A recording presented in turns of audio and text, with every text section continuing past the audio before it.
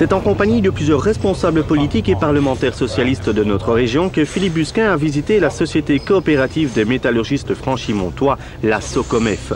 En toute simplicité, le roi a rencontré les travailleurs de ces coopératives, comme ici à la SOCOMEF qui fabrique des brûleurs pour poêle à mazout.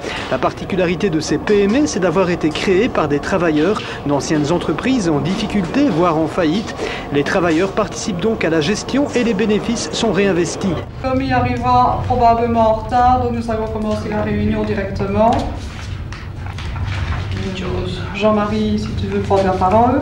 On sait les commandes qu'on a automatiquement. Quand il tombe des commandes, nous avons les commandes qui nous sont données, on a les dates.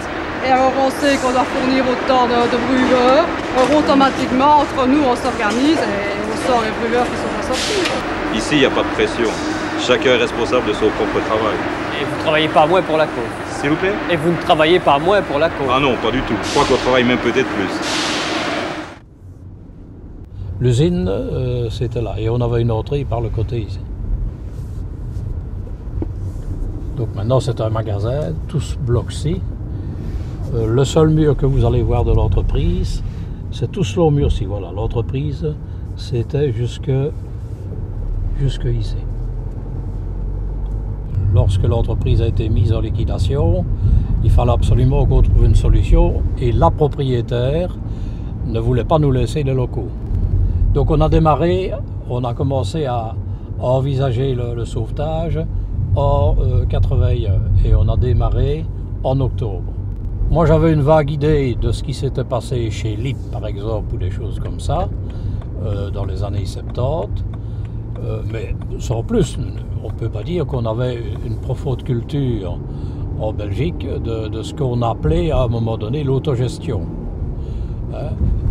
Nous, on n'a pas parlé d'autogestion. On s'est dit on va faire une coopérative ouvrière de production. Notre emploi, il est ici.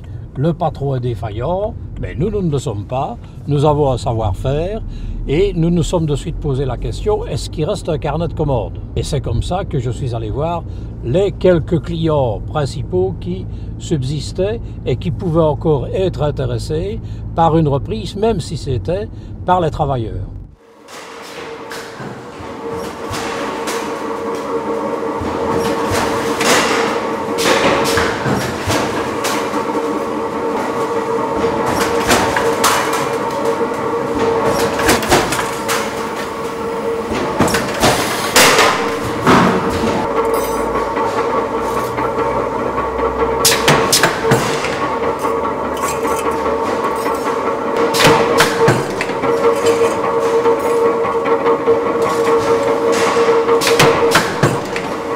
Vous vous trouvez donc à la société SOCOMEF, coopérative ouvrière de production, située à Verlier.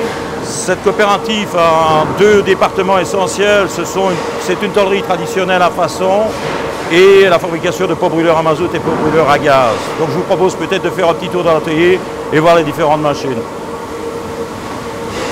Donc vous avez sur la gauche tout ce qui est machine tôlerie traditionnelle et sur la droite des commandes numériques qui permettent de travailler aussi bien pour la poêlerie que pour la tôlerie. Il faut préciser que notre tôlerie est une tôlerie fine et pas une chaudronnerie, donc on fait jusqu'à 4 à 5 mm d'épaisseur. Au-delà, ce n'est plus notre domaine.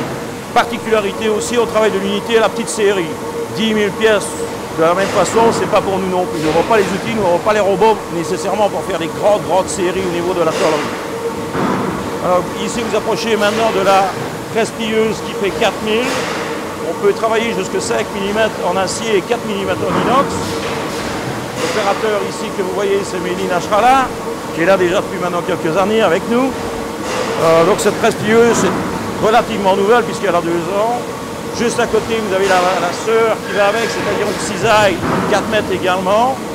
Si vous tournez maintenant derrière vous, vous avez les poinçonneuses à commande numérique qui, elles, servent aux 2 départements.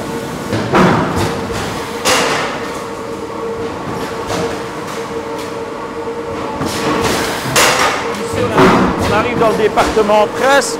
En réalité, les pots brûleurs à mazout démarrent avec des pièces planes qu'on serre, mais bien entendu, c'est des pots brûleurs flamme bleue, donc double paroi, et il faut faire la liaison entre les 2 parois.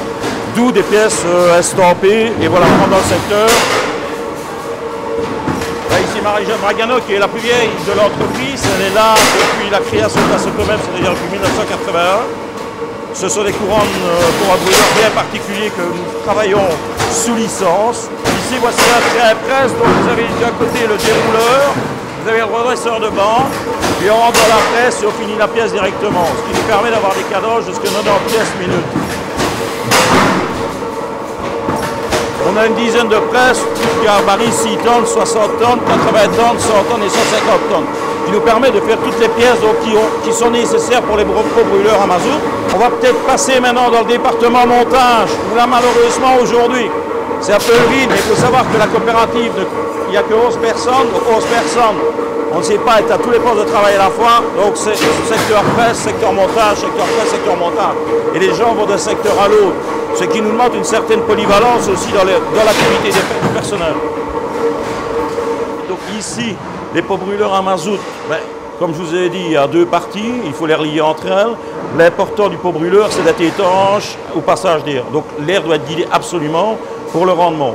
Donc vous avez des soudeuses par point qui nous permettent de fixer les pièces et d'attacher les pièces l'une à l'autre, et puis des soudeuses à galets qui permettent de créer, par courant réduit, qui nous permettent de créer l'étanchéité parfaite dans les brûleurs.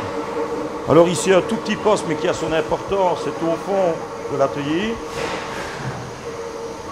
C'est ce qu'on appelle des catalysateurs. En réalité, ce sont les pièces qui ont mis au cœur du brûleur, qui nous permettent d'augmenter la combustion. Un pot brûleur à mazout, nous parlons bien de pot brûleur à mazout vaporisation, donc pas de chaudier, ce sont des poêles, ont en général des rendements de 68 à 72%. Avec l'anneau et le catalyseur qu'on met au cœur, on peut monter à des 80, 85, 86%. Ça, c'est la chambre de combustion qui détermine un petit peu ça, mais ça, c'est plus notre problème, c'est le problème de nos clients. Nous avons créé la SOCOMEF tout simplement pour essayer de reprendre une société abandonnée par son patron.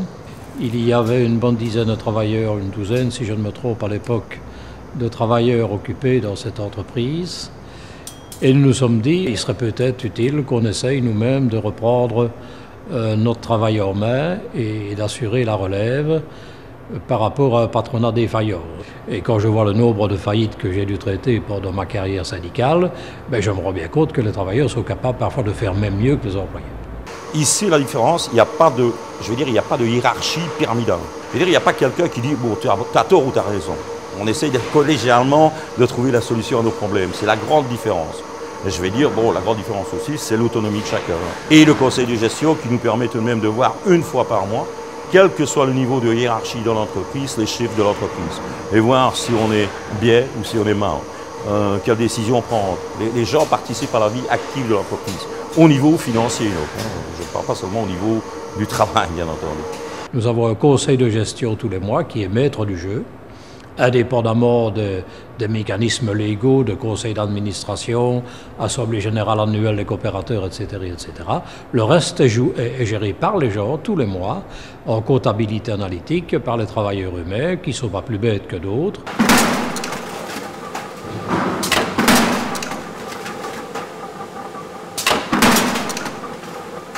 La SOCOMEF est heureusement pour moi une réussite, puisqu'elle a 30 ans d'existence. On a essayé de reprendre d'autres entreprises dans la même mentalité et d'essayer d'inculquer ça à d'autres sociétés. Malheureusement, là on a eu des échecs. Et je vais dire, l'échec, c'est la mentalité humaine. C'est l'humain qui n'a pas appris, qui n'a pas compris. Personne n'est formé pour ne pas avoir une tutelle au-dessus de lui. Depuis l'école primaire, on a un maître. Donc, tout le long de sa carrière, on a toujours une hiérarchie au-dessus de soi. Et quand les gens doivent se prendre en charge, ils sont perdus. Mais par contre, je veux dire, on est content d'être toujours là après 30 ans, donc c'est déjà un beau résultat. On aurait voulu être plus, mais bon, voilà, on est déjà heureux d'être là. Le bilan est positif. C'est clair qu'il y a eu des chocs conjoncturels, il y a eu des crises, il y a eu des difficultés de fonctionnement interne. Il y a eu la crise financière de 2008 qui a engendré la crise économique qui a suivi en 2009-2010. Et on n'en est pas encore tout à fait sorti d'une façon globale. Et la coopérative est toujours là.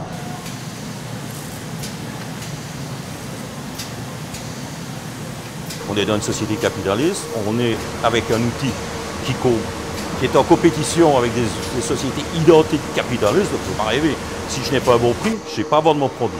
Donc il est clair qu'on doit se battre avec les mêmes arguments. Mais la différence, c'est qu'on fera passer l'homme avant. S'il y a de la répartition, c'est d'abord vers les travailleurs que vers les actionnaires. Et ça, c'est tout de même la grande différence. Et du rendement à 2 chiffres, ben, on aimerait bien tous avoir du rendement à 2 chiffres, mais ce n'est pas le but premier. C'est d'abord donner de l'emploi intéressant, sécurisé, et qui permet de faire vivre les gens finalement. Ça veut dire que politiquement, nous pouvons considérer que lorsque on n'a pas nécessairement la pas du gain en vue et qu'on laisse les ressources à l'entreprise pour qu'elle puisse non seulement vivre et survivre, mais se développer, malgré la conjoncture, malgré la crise. Nous avons été jusqu'à une vingtaine de travailleurs ici.